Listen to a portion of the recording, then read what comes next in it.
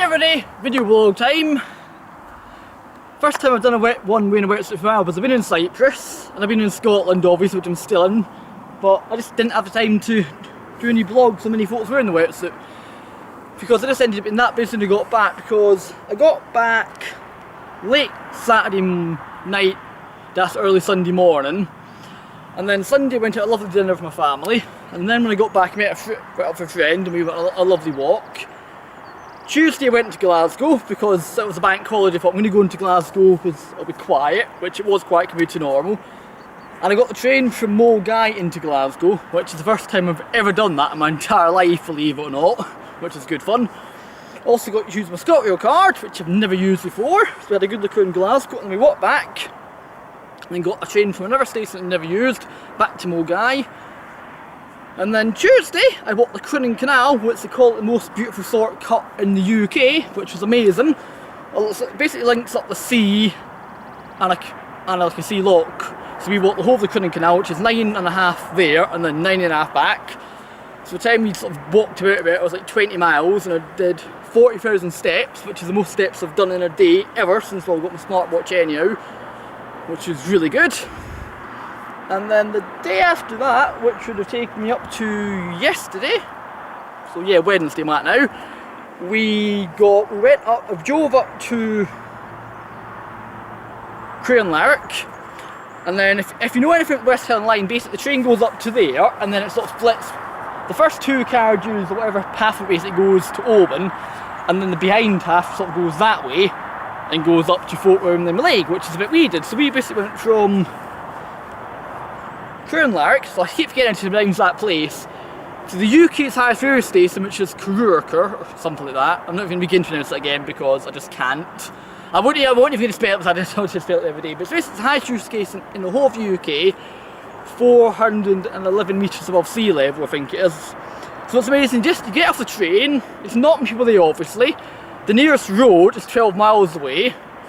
When you get off, you got like a little hotel for like, if it gets 4 bedrooms it's got, and a nice calf. See, you totally cut off the world. You don't have like mains electricity, so it's off grid. You don't have a phone reception anywhere. You can dial 999, and that is it. So it's like it's weird, but it's like, what can I do? And also the time we got up there at 2:25, and then the next train back was 6:25, so we had 3 hours up there, but I could have spent hours up there literally, because it was so amazing. So if you're ever in Scotland, I do recommend you go to that railway station. I did record a video blog about it as well, but that might end up online before this one or after this one, I don't know which.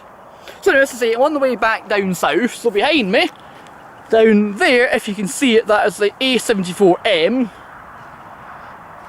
which is like the main road up the west coast, and also just the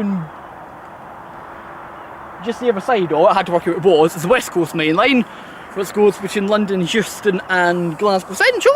I'm just giving you a little geography lesson here.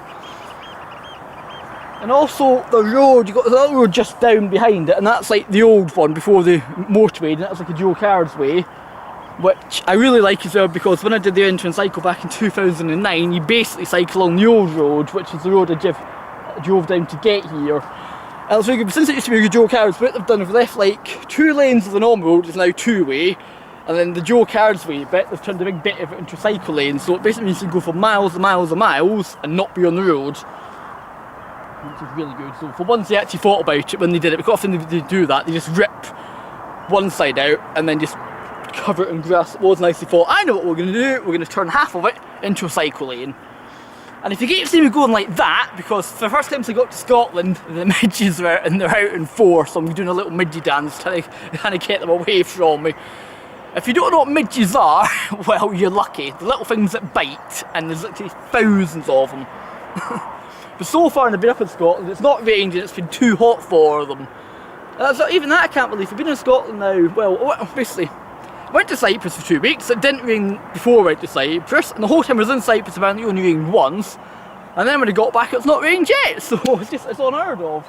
I thought I got a better tan in Scotland than I did in Cyprus. In Cyprus I'm going to put tons of sun lotion on, because I didn't want to burn. Anyway, I do need to run off, and normally by now I've got to say I've got to jump on my bike and cycle home, but I've got to get in my car and drive.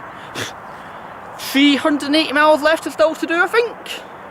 I think I've done about 40 in the Jones 220. I can't even remember, to be honest, but I just thought I'd stop and do some photos and, of course, record a video blog. And as I always do, to say, subscribe, hit the little bell icon so you get a notification when I do a video. Do a comment, tell all your mates to watch my videos. And I'll speak to you all when I do another video blog. Bye.